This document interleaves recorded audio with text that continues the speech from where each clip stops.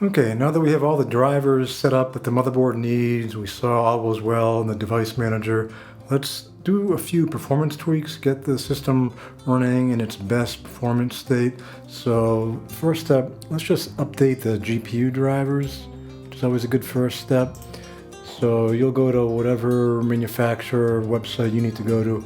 For me, it's the AMD 6950 XT, so I need the Adrenaline Edition software. I've already downloaded that, so I'm just going to open up that software installer. And then we'll see if there's a newer version to be installed. Okay, so there's a newer version. I'll hit install. It looks like we're forewarned that the screen could flicker. I'll skip to the end now. Alright, we have flickering going on. And we saw a little message there in the notification area that we'll need to restart. And this application will probably tell us the same thing. Alright, might just check that off. So let's restart.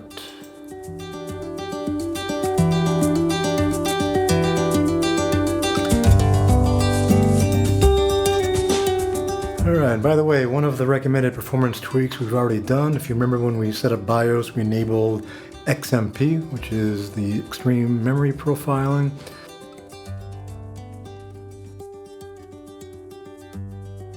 So that should yield a pretty good result compared to if it's turned off.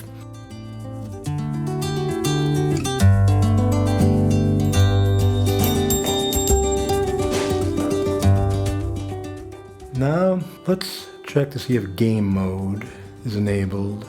Let's type game mode. And that's already enabled, so that's good. Even though I don't plan on doing any gaming on the PC, since I'm doing 3D work, that might benefit me as well. And we'll also turn off Windows memory integrity, which has been demonstrated to show pretty significant improvements in certain situations, even though it reduces security. So Microsoft recommends doing this if you want to boost performance, then you turn it back on if you're worried about your security. So to turn that off, let's search core isolation. And then here under memory integrity, turn it off. We won't restart right away. We'll do some of these other changes. We'll also turn off Windows Virtual Machine Platform, another recommended switch to make. For that, we search Windows Features.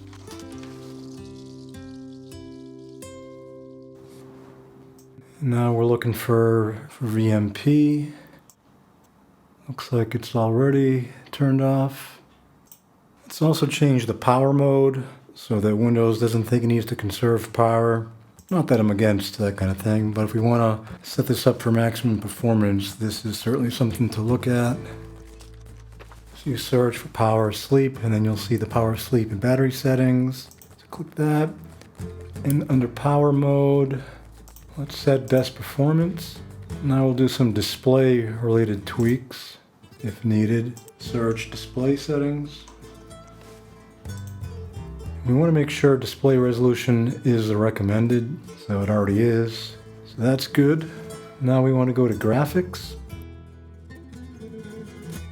I haven't installed any of the apps I plan on using yet, but I'll be installing various apps like Blender, Unreal Engine, Adobe, After Effects, and a bunch of others.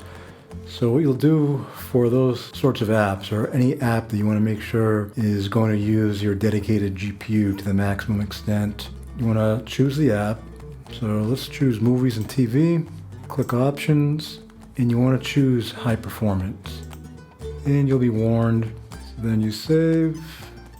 Even though it's not recommended, maybe for this app in particular, it's not a wise choice. But in any case, for the apps that you want to enable that, now you know how to do that. And also on the graphics, if you have a GPU that supports it, you're going to see an option here that I don't see. And the option is Force Hardware Accelerated GPU Scheduling. So I've read about the particular card that I have, and apparently AMD used to have that support, and then they decided it doesn't have any meaningful benefit, so they removed that support from their latest drivers. So it's not a big deal. If you have an NVIDIA card, you'll probably see that option, and I guess 5000 and 7000 series AMD cards have it from what I've read. But in any case, I don't see it here, so I can't show you how to do it. Another thing we can do to make sure OneDrive isn't taking up disk bandwidth when we don't want it to is click on in the notification area for OneDrive and then go to settings and click unlink this PC. This is the Microsoft recommended way to turn OneDrive off on your PC. Now let's go into Task Manager. Click Startup Apps. And here is where you'd want to disable anything you know you don't care about on startup. I have a brand new setup here, so I'm not really worried about anything I see here. Okay, so we've done some pretty basic steps to try to gain performance out of the PC. Now let's run a benchmark and see what we're looking at in terms of current performance. Okay, I've already downloaded CineBench, and it doesn't end up in the start menu or anything. You just go to the folder where you extracted the files, and then you click on CineBench. So the first thing is the GPU test. Now I won't run the whole thing. I don't want to wait 10 minutes for this, but we'll run a couple of cycles of it, which will give us a good idea. And that's enough. The score has stabilized pretty well. This is another GPU test we can do using the Blender benchmarking application. So in Google, I've typed Blender benchmark. You can go to this first link and then download it, which I've already done. So on my computer, I know it's in my downloads folder. Here it is, benchmark launcher 3.10 Windows. So I'm just launching this benchmark launcher, and I'll hit yes. Select the latest version of Blender, in my case 4.2. Next. Because I ran this before, the files are already available on my computer. You'll have to first wait for it to download, and then after it's downloaded, you'll be able to proceed. Because the CPU also has a GPU, it's shown up here in the list. But I want to test the RX 6950 XT, so I'm choosing that in the list, and start benchmark.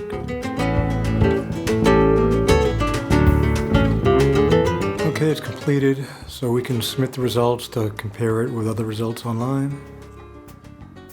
View results in browser. 2861, and so if we click on this graph, we can look at what other GPUs are performing at. So this is pretty much what we'd expect, pretty close to a 3070, as well as a step up from a 6900. So this tells us all is working just fine in terms of the GPU. And for good measure, we'll run a GPU test in GeekBench as well. This is GeekBench 6.3. So OpenCL is the API chosen, the 6950 XT, and run GPU benchmark. And we'll skip to the end. So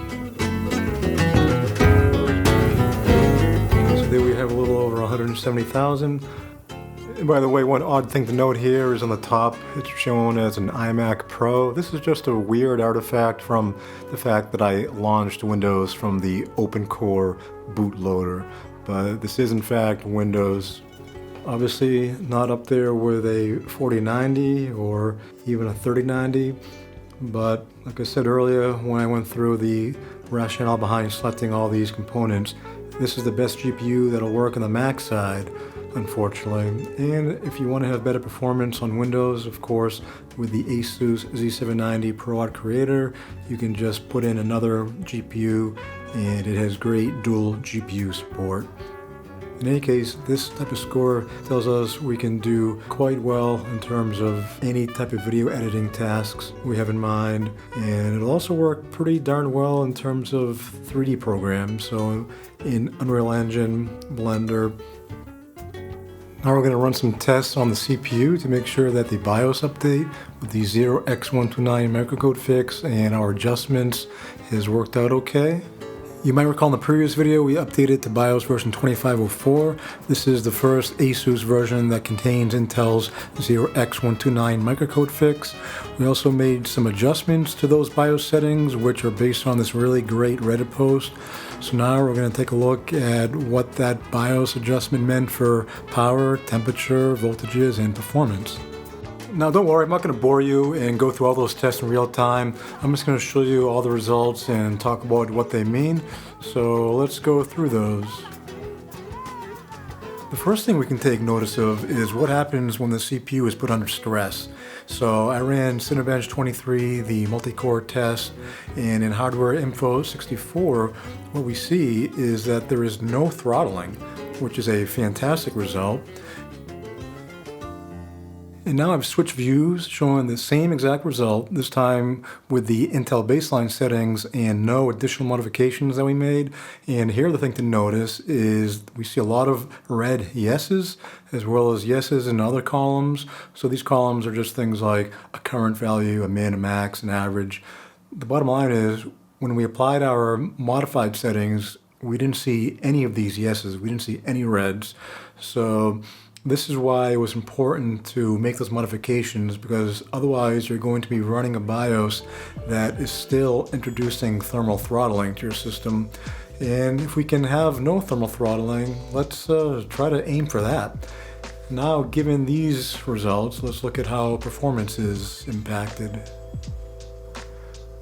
Okay, I ran all the tests for the various BIOS configurations, both for Windows 11 and Macintosh Sonoma. Before I go on, let me just explain the colors here and some of the words. 2302 ASUS, 2504 ASUS, that means the ASUS Advanced OC profile. 2504 Intel means the Intel baseline profile, as is default. 2504 Intel Mod, that's with the modifications we made to that Intel baseline profile. And then on the Mac side, towards the right, it's basically the same exact thing. I've just used a different shade of red, blue, and green. So what we see here in CineBench 23 is pretty similar performance across the board with the single core performance. When we move on to CineBench 23 multi-core, we see a certain tendency, namely the Intel baseline profile drops off a couple thousand points from the ASUS Advanced profile. And then we gain some of that back when we apply the mods. We actually end up pretty close to where we were with the ASUS Advanced OC profiles, and certainly an improvement from the Intel baseline. And then CineBench 24, single and multi, both have the same tendency. Namely, on the single core side, we have pretty much the same performance across the board. And then when we move on to multi, we see that the Intel baseline drops off from the ASUS Advanced OC profiles, and then with the Intel mod configuration we gain some of that performance back and end up nearly where we were with the ASUS Advanced OC profiles. In GeekBench, single multi, basically the same tendency. With single core we have pretty identical results across the board. And then when we move on to multi, we see that the Intel baseline drops off the performance a little bit. And then when we apply those Intel baseline modifications, we gain some of that back. Obviously, we also have to talk about package power, temperature, vCore. So what you're seeing here are the average and max package power. On the left of a given column, that's the average, and then the right is the max.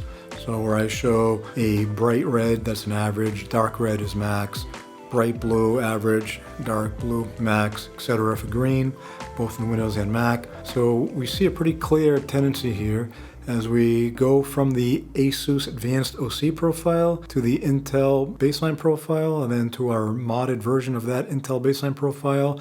The package power, average, and max drops off. That's a pretty great result, especially when we consider the performance results.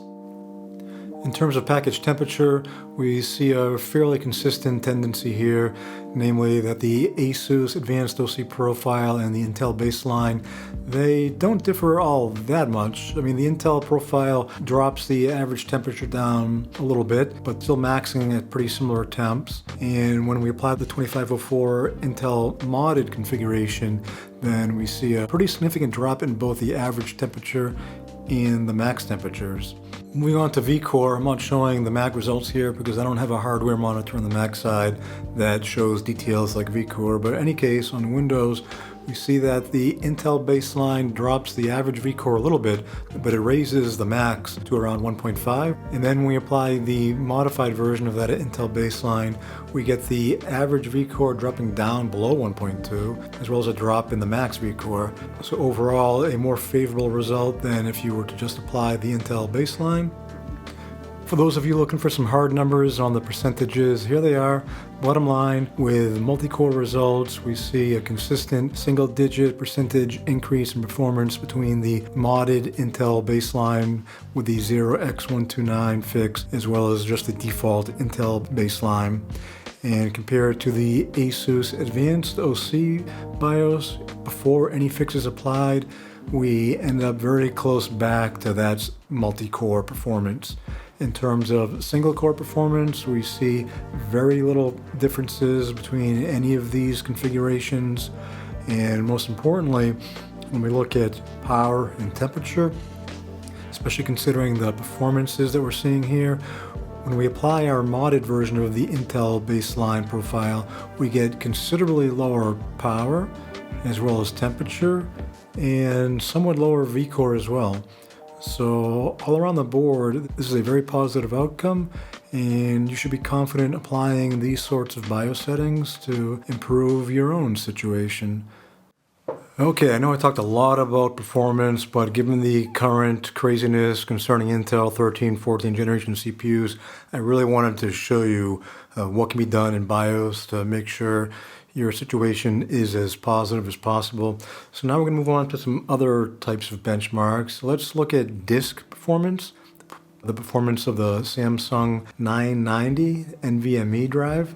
So a lot of people don't realize they can run Blackmagic Disk Test program on Windows. I'm going to show you how you can do that.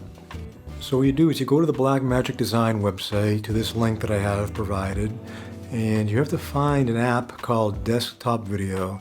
As I'm doing this recording, the current version is version 14.2, so you download it for Windows, it's free. And then once you install that, you're going to find the disk test program within that. So if you look at my apps, you'll see I have this Blackmagic Design folder. So you'll have that as well after you install Desktop Video. So you go in there and then you see Blackmagic Disk Speed Test. So you can launch that now. And then we can just hit start. Okay, so I stopped it there. I think we have a pretty good sense that write speed is going to be a little over 5400 and the read is going to be around 5300, which is pretty typical for this type of NVMe. So with this setup, you'll be able to do pretty much any sort of video editing task except for 12K craziness. And in terms of music, audio production, you won't have any problem running a very large number of audio and virtual instrument tracks. So you're looking good here. But there's one other thing I want to show you, which is the Samsung Magician utility. So to get Samsung Magician, you can just type Samsung Magician in Google and you'll see the Samsung website. For instance, this link that has Samsung Magician software download. Click on download files. And then for Windows, so you download that, install it. And now in your apps list, you should see Samsung Magician. So you can launch that. And then here we see performance optimization. In my case, it's already in full performance mode. By default, it might be standard mode. So if you see this, when you click on performance optimization, just click on full performance mode. Well, if you want to try to squeeze a little bit of extra performance, otherwise standard mode might be even a better choice in terms of the stability performance compromise. Anyway, I just wanted to show you that. And finally, we'll test Ethernet and Wi-Fi using the speedtest.net website. The ASUS ProArt has Wi-Fi, Ethernet 5G with its Intel card, as well as 10G with the Aquantia card. So first, I'm going to test Wi-Fi. Obviously, I'm not going to bore you to death with that. Here's the result. So I typically see these types of speeds, sometimes downloads up to 300 and something, and uploads going up to the 200s. But that depends obviously on your Wi-Fi antenna placement, proximity to the router. router. And then here we have the results for the Intel 5G card. So 500 and something download and upload, and pretty much identical results with the Aquantia card. Obviously, if I ran these tests in a local network, I would see closer to the theoretical maximum speeds on those cards. So getting up to 5 gigabits per second on the Intel card, up to 10G on the Aquantia. But me testing just via Ethernet and the internet, obviously that comes down to my internet service provider. In any case, we've confirmed that all is fine on the networking side with Wi-Fi and Ethernet. And that is it for this video. In the next video, we're finally going to get Mac Sonoma ready for install. We're going to do all that on the Windows side, and at times it's going to seem like some black magic, but I think maybe you'll find it even fun in a weird way. So keep your eyes out for the next video.